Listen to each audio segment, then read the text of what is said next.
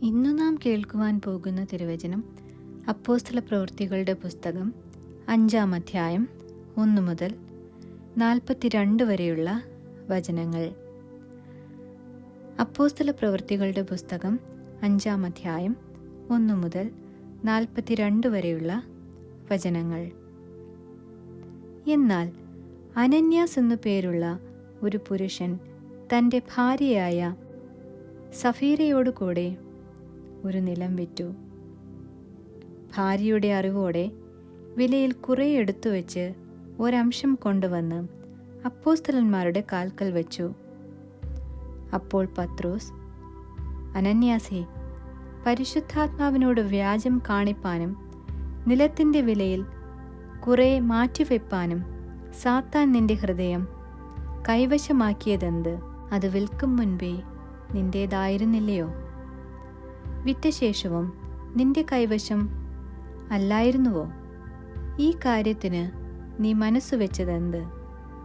മനുഷ്യരോടല്ല, ദൈവത്തോടത്രേ നീ വ്യാജം കാണിച്ചത് എന്ന് പറഞ്ഞു.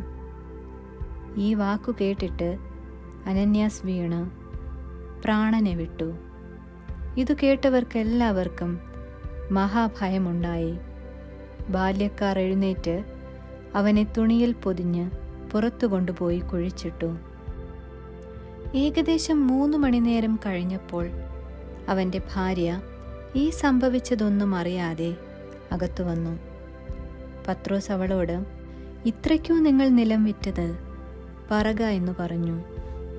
അതെ, ഇത്രയ്ക്കു തന്നെയെന്ന് അവൾ പറഞ്ഞു. പത്രോസ് അവളോട്, കർത്താവിൻ്റെ ആത്മാവിനെ പരീക്ഷിപ്പാൻ നിങ്ങൾ തമ്മിൽ യോജിച്ചതെന്ത്? ഇതാ, നിന്റെ ഭർത്താവിനെ കുഴിച്ചിട്ടവരുടെ കാൽ വാതിൽക്കലുണ്ട്. അവർ നിന്നെയും പുറത്തു കൊണ്ടുപോകും എന്ന് പറഞ്ഞു. ഉടനെ അവൾ അവൻ്റെ കാൽക്കൽ വീണു പ്രാണനെ വിട്ടു. ബാല്യക്കാർ അകത്തു വന്ന് അവൾ മരിച്ചു എന്ന് കണ്ട് പുറത്തു കൊണ്ടുപോയി ഭർത്താവിൻ്റെ അരികെ കുഴിച്ചിട്ടു. സർവ്വസഭയ്ക്കും ഇതു കേട്ടവർക്കെല്ലാവർക്കും മഹാഭയമുണ്ടായി. അപ്പോസ്തലന്മാരുടെ കയ്യാൽ ജനത്തിൻ്റെ ഇടയിൽ പല അടയാളങ്ങളും അത്ഭുതങ്ങളും നടന്നു. അവർ എല്ലാവരും ഏക മനസ്സോടെ ശലോമോന്റെ മണ്ഡപത്തിൽ കൂടി വരിക പതിവായിരുന്നു. മറ്റുള്ളവരിൽ ആരും അവരോട് ചേരുവാൻ തുനിഞ്ഞില്ല. ജനമോ അവരെ പുകഴ്ത്തിപ്പോന്നു. മേൽക്കുമേൽ അനവധി പുരുഷന്മാരും സ്ത്രീകളും കർത്താവിൽ വിശ്വസിച്ച് ചേർന്നു വന്നു. രോഗികളെ പുറത്തു കൊണ്ടുവന്നു. പത്രോസ് കടന്നു പോകുമ്പോൾ അവൻ്റെ നിഴലെങ്കിലും അവരിൽ വല്ലവരുടെയും മേൽ വീഴേണ്ടതിന് വീഥികളിൽ വിരിപ്പിന്മേലും കിടക്കമേലും കിടത്തും. അതുകൂടാതെ യെരുശലേമിനു ചുറ്റുമുള്ള പട്ടണങ്ങളിൽ നിന്നും പുരുഷാരം വന്നുകൂടി രോഗികളെയും അശുദ്ധാത്മാക്കൾ ബാധിച്ചവരെയും കൊണ്ടുവരികയും അവർ എല്ലാവരും സൗഖ്യം പ്രാപിക്കുകയും ചെയ്യും. പിന്നെ മഹാപുരോഹിതനും സദൂക്യരുടെ മതക്കാരായ അവൻ്റെ പക്ഷക്കാരൊക്കെയും അസൂയ നിറഞ്ഞ് എഴുന്നേറ്റ് അപ്പോസ്തലന്മാരെ പിടിച്ചു പൊതുതടവിലാക്കി. രാത്രിയിലോ കർത്താവിൻ്റെ ദൂതൻ കാരാഗൃഹവാതിൽ തുറന്ന് അവരെ പുറത്തു കൊണ്ടുവന്നു. നിങ്ങൾ ദൈവാലയത്തിൽ ചെന്ന് ഈ ജീവന്റെ വചനമെല്ലാം ജനത്തോട് പ്രസ്താവിപ്പിനെന്ന് പറഞ്ഞു. അവർ കേട്ട് പുലർച്ചയ്ക്ക് ദൈവാലയത്തിൽ ചെന്ന് ഉപദേശിച്ചു കൊണ്ടിരുന്നു.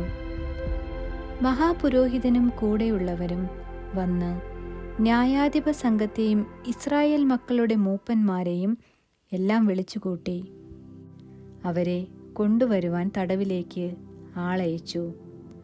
ഭടന്മാർ ചെന്നപ്പോൾ അവരെ കാരാഗൃഹത്തിൽ കാണാതെ മടങ്ങിവന്ന്, കാരാഗൃഹം നല്ല സൂക്ഷ്മത്തോടെ പൂട്ടിയിരിക്കുന്നതും കാവൽക്കാർ വാതിൽക്കൽ നിൽക്കുന്നതും ഞങ്ങൾ കണ്ടു.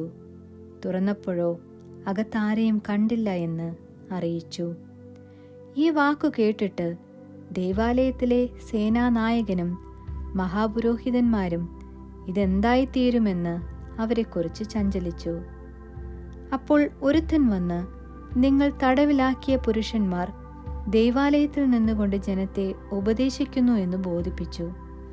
സേനാനായകൻ ഭടന്മാരുമായി ചെന്ന് ജനം കല്ലെറിയുമെന്ന് ഭയപ്പെടുകയാൽ ബലപ്രയോഗം കൂടാതെ അവരെ കൂട്ടിക്കൊണ്ടുവന്നു. അങ്ങനെ അവരെ കൊണ്ടുവന്നു ന്യായാധിപ സംഘത്തിനു മുൻപാകെ നിർത്തി. മഹാപുരോഹിതൻ അവരോട്, ഈ നാമത്തിൽ ഉപദേശിക്കരുത് എന്ന് ഞങ്ങൾ നിങ്ങളോട് അമർച്ചയായി കൽപ്പിച്ചുവല്ലോ. നിങ്ങളോ യെരുശലേമിനെ നിങ്ങളുടെ ഉപദേശം കൊണ്ട് നിറച്ചിരിക്കുന്നു. ആ മനുഷ്യന്റെ രക്തം ഞങ്ങളുടെ മേൽ വരുത്തുവാൻ ഇച്ഛിക്കുന്നു എന്ന് പറഞ്ഞു. അതിന് പത്രോസും ശേഷം അപ്പോസ്തലന്മാരും, മനുഷ്യരെക്കാൾ ദൈവത്തെ അനുസരിക്കേണ്ടതാകുന്നു. നിങ്ങൾ മരത്തിൽ തൂക്കിക്കൊന്ന യേശുവിനെ നമ്മുടെ പിതാക്കന്മാരുടെ ദൈവം ഉയർപ്പിച്ചു. ഇസ്രായേലിനു മാനസാന്തരവും പാപമോചനവും നൽകുവാൻ ദൈവം അവനെ പ്രഭുവായും രക്ഷിതാവായും തൻ്റെ വലം കൈയാൽ ഉയർത്തിയിരിക്കുന്നു. ഈ വസ്തുതയ്ക്ക് ഞങ്ങളും ദൈവം തന്നെ അനുസരിക്കുന്നവർക്ക് നൽകിയ പരിശുദ്ധാത്മാവും സാക്ഷികളാകുന്നു എന്നുത്തരം പറഞ്ഞു. ഇതു കേട്ടപ്പോൾ അവർ കോപപരവശരായി അവരെ കൊന്നുകളവാൻ ഭാവിച്ചു. അപ്പോൾ സർവ്വജനത്തിനും ബഹുമാനമുള്ള ധർമ്മോപദേഷ്ടാവായ ഗമാലിയേൽ എന്നൊരു പരീശൻ ന്യായാധിപ സംഘത്തിൽ എഴുന്നേറ്റ് അവരെ കുറേ നേരം പുറത്താക്കുവാൻ കൽപ്പിച്ചു. പിന്നെ അവൻ അവരോട്, ഇസ്രായേൽ പുരുഷന്മാരെ, ഈ മനുഷ്യരുടെ കാര്യത്തിൽ നിങ്ങൾ എന്തു ചെയ്യുവാൻ പോകുന്നു എന്ന് സൂക്ഷിച്ചു കൊള്ളുവിൻ. ഈ നാളുകൾക്ക് മുൻപേ തൂഥ്യാസ് എന്നവൻ എഴുന്നേറ്റ് താൻ മഹാൻ എന്നു നടിച്ചു. ഏകദേശം 400 പുരുഷന്മാർ അവനോട് ചേർന്നു. എങ്കിലും അവൻ നശിക്കുകയും അവനെ അനുസരിച്ചവർ എല്ലാവരും ചിതറി ഒന്നുമില്ലാതാകുകയും ചെയ്തു. അവൻ്റെ ശേഷം ഗലീലക്കാരനായ യൂദ പേർ ചേർക്കലിൻ്റെ കാലത്ത് എഴുന്നേറ്റ് ജനത്തെ തൻ്റെ പക്ഷം ചേരുവാൻ വശീകരിച്ചു. അവനും നശിച്ചു. അവനെ അനുസരിച്ചവർ ഒക്കെയും ചിതറിപ്പോയി. ആകയാൽ ഈ മനുഷ്യരെ വിട്ട് ഒഴിഞ്ഞുകൊള്ളുവിനെന്ന് ഞാൻ നിങ്ങളോട് പറയുന്നു. ഈ ആലോചനയോ പ്രവൃത്തിയോ മാനുഷമെന്ന് വരികിൽ അത് നശിച്ചുപോകും. ദൈവികമെങ്കിലോ നിങ്ങൾക്ക് അത് നശിപ്പിക്കുവാൻ കഴിയുകയില്ല. നിങ്ങൾ ദൈവത്തോട് പോരാടുന്നു എന്ന് വരാൻ പാടില്ല എന്ന് പറഞ്ഞു. അവർ അവനെ അനുസരിച്ചു. അപ്പോസ്തലന്മാരെ വരുത്തി അടുപ്പിച്ചു.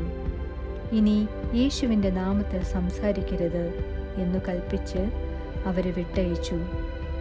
തിരുനാമത്തിനു വേണ്ടി അപമാനം സഹിപ്പാൻ യോഗ്യരായി എണ്ണപ്പെടുകയാൽ അവർ സന്തോഷിച്ചുകൊണ്ട് ന്യായാധിപ സംഘത്തിൻ്റെ മുൻപിൽ നിന്ന് പുറപ്പെട്ടുപോയി.